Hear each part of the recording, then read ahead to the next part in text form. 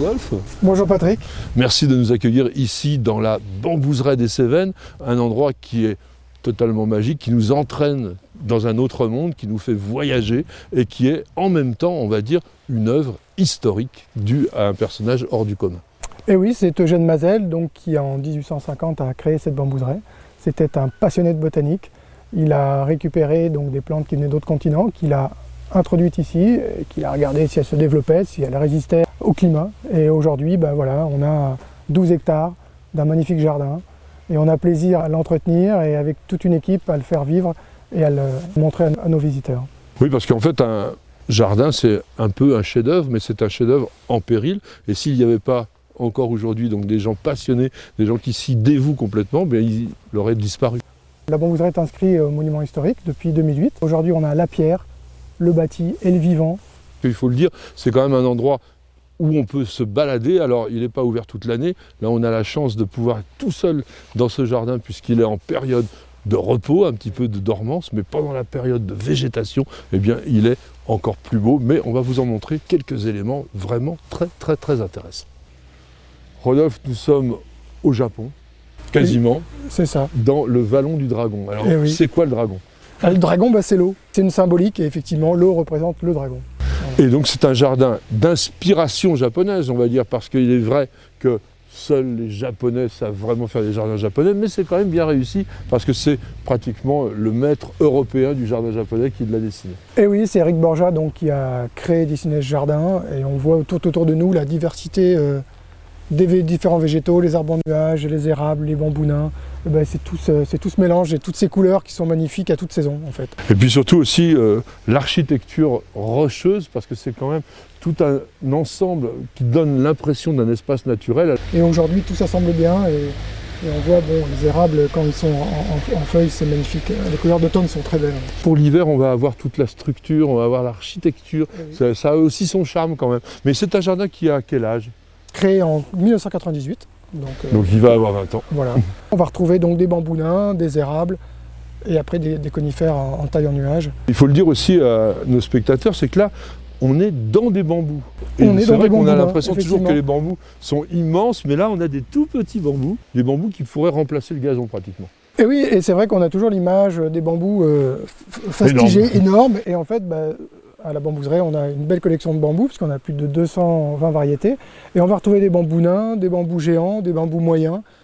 Il y en a pour tout le monde. Rodolphe, nous venons de sortir d'un bosquet de magnifiques bambous et nous voilà dans l'allée des palmiers qui existait donc déjà à l'époque du jardin de Mazel. Et oui, et on voit que c'est une très belle allée. Il y a 160 palmiers et au bout, on a la ferme Sévenol. Donc on a une belle perspective.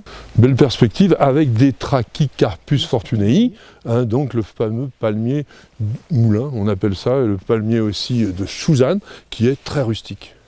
Donc oui, il résiste bien à la région, il s'est très bien adapté. D'ailleurs, on voit, il y a des semis partout. Rodolphe, nous voilà dans le village laotien. On a vraiment fait un voyage extraordinaire. Nous sommes au cœur de l'Asie. C'est vrai, c'est un village qui a été refait il y a une vingtaine d'années par des Laotiens. C'est totalement authentique, alors c'est en bambou en partie? C'est en bambou, pour la majorité, il y a simplement sur les fondations où sont des charpentes traditionnelles, mais sinon...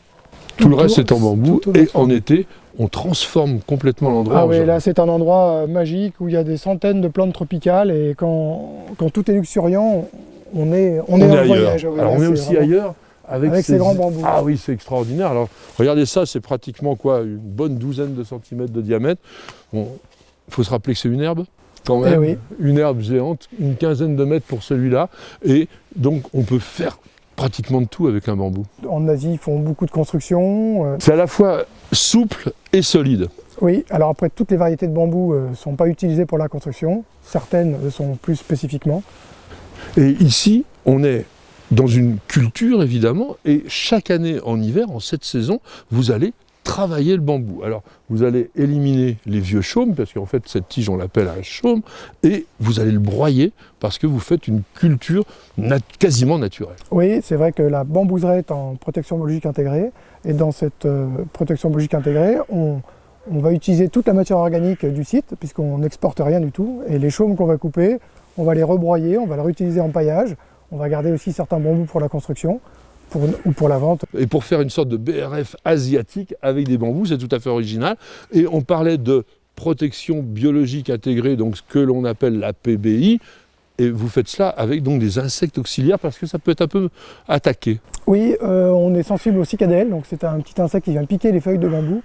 Et donc on a mis en place une infrastructure autour où c'était de recréer les conditions pour que les insectes auxiliaires puissent nicher et rester.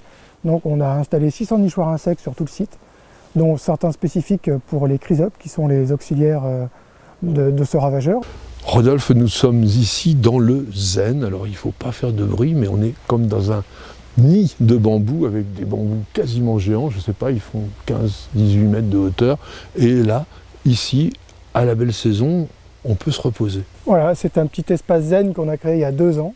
On met des fauteuils et on vient dans cette petite alcôve où là, on peut être aspiré par les bambous, écouter les oiseaux, on voyage, on est au calme. C'est un endroit très sympa. Oui, c'est magique. Et puis on est entouré de semis palmiers, spontanés de nos palmiers qu'on a vus tout à l'heure. Et c'est dans cette ambiance feutrée, très exotique, que va se terminer ce reportage à la bambouseraie des Cévennes. Une bambouseraie qui ouvrira bientôt. Oui, le 24 février, et avec plaisir de retrouver des visiteurs dans nos allées. Alors si vous désirez commencer le printemps en beauté et vous faire surtout un petit plaisir d'évasion, venez à la bambouseraie, vous ne le regretterez pas. Vous aimez nos vidéos, vous regardez régulièrement notre émission Découverte Jardin, alors je vous incite à venir visiter notre site News Jardin TV. Nous y avons mis énormément de textes, de photos, de reportages et de vidéos bien entendu. Le jardin avec nous, c'est tout le temps, en toute saison et par tous les temps. Et sur News Jardin TV, bien sûr.